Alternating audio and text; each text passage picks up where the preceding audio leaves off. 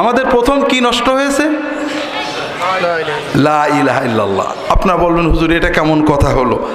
আমাদের দেশে তো লা ইলাহা ইল্লাল্লাহ একেবারে সব সময় আছে। সবচেয়ে বেশি বলা হয় মানুষ মারা গেলে লাশ তোলার সময় আর ফকিরের ভিক্ষার সময়, ঠিক না? তারপর আছে তো নাকি, তে নষ্ট হবে কেন? লা ইলাহা ইল্লাল্লাহ কেন কিভাবে নষ্ট হলো এটা জানতে গেলে আমাদের একটু ব্যাকে যেতে হবে। লা ইলাহা ইল্লাল্লাহ মানে কি? আল্লাহ ছাড়া কোনো ইলাহ নেই। ইলাহ মানে মাবুদ নেই। মাবুদ মানে যার ইবাদত করা হয়, আর ইবাদত মানে গায়াতুত তাযাল্লুল, চূড়ান্ত ভক্তি, চূড়ান্ত বিনয়, চূড়ান্ত অধীনতা। তাহলে চূড়ান্ত ভক্তি করার জন্য, চূড়ান্ত অধীনতা প্রকাশের জন্য আল্লাহ ছাড়া আর কেউ নেই। আরবের যারা কাফের ছিল, আবু জাহাল, আবু লাহাব, উতবা, সাইবা, তারা কি লা ইলাহা ইল্লাল্লাহ মানত? মানত না। তারা আল্লাহ এক মানত? তারা আল্লাহ ছাড়া কোনো সৃষ্টিকর্তা রব্বুল আলামিন নেই তাকে মানত?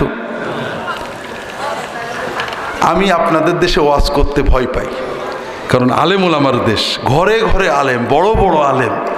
তারপরেও ভয় সহ বলছি যে আরবের কাফেররা সব মানত, লা ইলাহা ইল্লাল্লাহ মানত না, কিন্তু আল্লাহ এক মানত।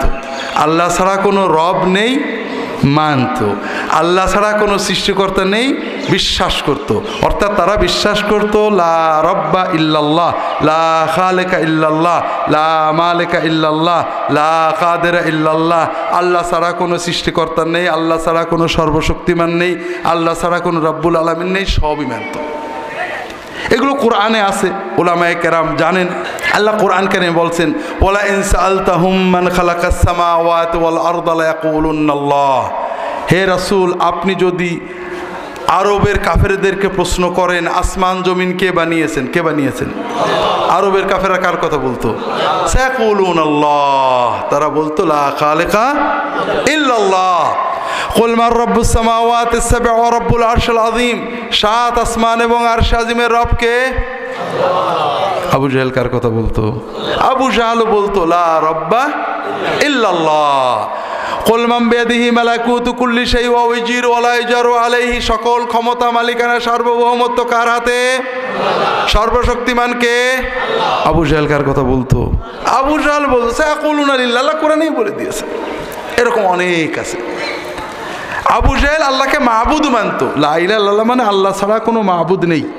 আবু জাহেল বলতো আল্লাহু ইলাহুনা, আল্লাহ আমাদের মাবুদ। আবু জাহেল যে আল্লাহর ইবাদত করতো জানেন না? আবু জাহেল আল্লাহর ইবাদত করতো। আবু জাহেল আল্লাহর জন্য হজ করতো। আবু জাহেল আল হাজ আবু জাহাল ছিল। সত্য কথা। আমরা একবার হজ করে সব এখন আল হাজ। আর সে বেচারা হজ করেছে, হাজিদের পানি খাওয়াইছে, হাজিদের খেদমত করেছে, কাবাঘর দেখাশোনা করেছে, ঝাড় দিয়েছে, গেলাপ পাল্টাইছে, এবং কাবাঘরের আল্লাহর কাছে কান্ত আল্লাহুম্মা আল্লাহুম্মা ইন কানা হাযা ওয়ালাক্কা। আমরা আল্লাহকে যেমন আল্লাহুম্মা বলে ডাকি, আবু জাহেলও ঠিক আল্লাহুম্মা করে করে আল্লাহর কাছে দোয়া করত। কথা বুঝতে পারেননি? তাহলে আবু জাহাল আল্লাহকে একমাত্র সৃষ্টিকর্তা, খালেক, মালেক, রাব্বুল আলামিন, সর্বশক্তিমান বিশ্বাস করত, আল্লাহকে মাবুদ মানত, আল্লাহর ইবাদত করত। কিন্তু আল্লাহ ছাড়া কোনো মাবুদ নেই এটা মানত না। ইযা কিলা লাহুম লা ইলাহা ইল্লাল্লাহু ইস্তাকবিরুন। যখন তাদের বলা হয় লা ইলাহা ইল্লাল্লাহ মানে না, যখন বলা হয় লা রাব্বা ইল্লাল্লাহ মানে, লা খালেকা ইল্লাল্লাহ মানে, লা রাযিকা ইল্লাল্লাহ মানে, লা কাদেরা ইল্লাল্লাহ মানে, কিন্তু লা ইলাহা ইল্লাল্লাহ মানে না। এখন প্রশ্ন হলো, সব মানলো, আল্লাহর ইবাদত করলো, কিন্তু লা ইলাহা ইল্লাল্লাহ মানলো না কেন? এটা প্রশ্ন না? এই প্রশ্নের উত্তরকে আমি দেব না আপনারাই দেবেন? আমি দেব। আচ্ছা দিলাম। এই প্রশ্নের উত্তর সহজ। আমি জানি না আপনাদের দেশে আছে কিনা। আমি আমাদের এলাকায় একটা গান শুনছিলাম, বাবা শাহজালাল অলি তুমি দয়াল বাবা, দয়া করো বাবা। এরকম কোনো গান শুনেছেন আপনারা? আমাদের বাংলাদেশে লক্ষ লক্ষ মুসলমান গান গান, বাবা শাহজালাল অলি, শাহপরান অলি, শাহ মাকদুম অলি, দয়াল বাবা অলি, গৌসে আজম অলি, খাজা বাবা অলি, আব্বা হুজুর অলি, দাদা হুজুর অলি, পীর বাবা অলি, দয়াল মা অলি, কলবে এসো বাবা, নজর দাও বাবা, দয়া করো বাবা, এরকম গান আছে না নেই? আছে। এই যারা এই গানগুলো গান, তাদের কাছে যদি আপনি যে জিজ্ঞাসা করেন আমাদের সৃষ্টিকর্তাকে, কি বলবে? আমাদের রবকে, কি বলবে? সর্বশক্তিমানকে, কি বলবে? আল্লাহর ইবাদত করতে হয়, মানবে না? কিন্তু যদি আপনি বলেন আল্লাহ ছাড়া কারো ডাকা যাবে না, কারোর কাছে দয়া চাওয়া যাবে না, মানবে নাকি? এই এক জায়গায় মতভেদ। আপনি শতভাগ আবু জাহাল চিনে ফেলেছেন, একদম অবিকল। আপনি যদি এই বেচারাকে বলেন যে খাজা শাহপরান অলি, শাহজালাল অলি, শাহ মকদুম অলি, দয়াল বাবা অলি, আব্বা হুজুর অলি, খাজা বাবা অলি, সবাইকে ভালোবাসো, তাদের জন্য দোয়া করো, তাদেরকে শ্রদ্ধা করো, কিন্তু চাওয়াটা হতে হবে কেবল আল্লাহর কাছে, মানবে? যদি আপনি বলেন যে দেখো খাজা বাবা অলি, দয়াল বাবা অলি, শাহজালাল অলি সবাই দয়াল, কিন্তু আল্লাহও তো দয়াল, আল্লাহ দয়াল না? কোরআনের প্রথম কথা কি? বিসমিল্লাহির রহমানির রহিম, মানে সবচেয়ে বড় মহা মহা মহা মহা দয়ালুকে। এখন যদি আপনি বলেন যে ঠিক আছে সবাই দয়ালু, দয়া বেশি কার? তা তুমি একটু বড় দয়ালুকে ডাকো, কি রাজি হবে? হবে না। আপনি আবু জাহাল শতভাগ চিনে ফেলেছেন। আবু জাহাল সব করতো, আল্লাহ মানতো, আল্লাহ একমাত্র সৃষ্টিকর্তা, খালেক মালেক রাব্বুল আলামিন মানতো, সব মানত, আল্লাহর ইবাদত করত। তবে আবু জাহালের একটা বিশ্বাস ছিল, সেটা হলো আল্লাহ অনেক বড়, রাজাদিরাজ, মালিকুল মুলুক, আল্লাহর হজ করতে হবে, ওমরা করতে হবে, আল্লাহর যেটা আল্লাহ দিতে হবে।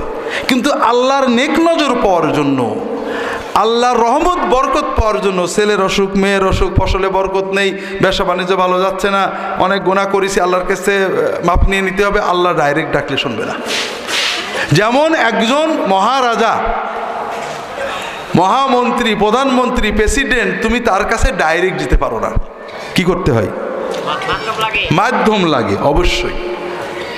তার কোনো প্রিয়ভাজন ব্যক্তিকে তার মাধ্যমে যেতে হয়, ঠিক না ভাই? তো ওরকম আল্লাহর কাছেও ওরকম মাধ্যম নিয়ে যেতে হবে। তোমার মতো গুনাহগারের কথা আল্লাহ শুনবে না। এই মাধ্যম কারা? আবু জাহেল কাদেরকে মাধ্যম মানত? জিব্রাইল, মিকাইল, আজরাইল, ইসরাফিল, নাম শুনেননি?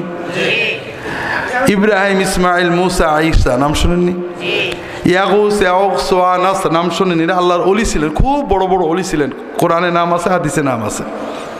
লাত, মানাত, উজ্জা, হবল, এই ধরনের যাদেরকে তারা জানতো যে আল্লাহর মাহবুব বান্দা, তাদেরকে মাধ্যম ধরত, ধরে তাদের মাজারে যেত, কবরে যেত, তাদের মূর্তি বানিয়ে নিত।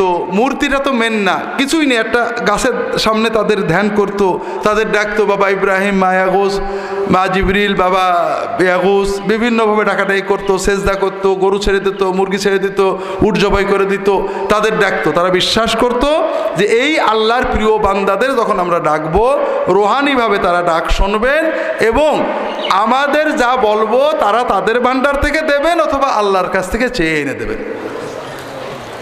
এই জন্য তারা আল্লাহর ইবাদতের পাশাপাশি আল্লাহর এ সকল প্রিয় বান্দাদের কিছু বন্দনা করত। মুহাম্মদ রাসূলুল্লাহ সাল্লাল্লাহু আলাইহি ওয়াসাল্লাম এসে কি বললেন?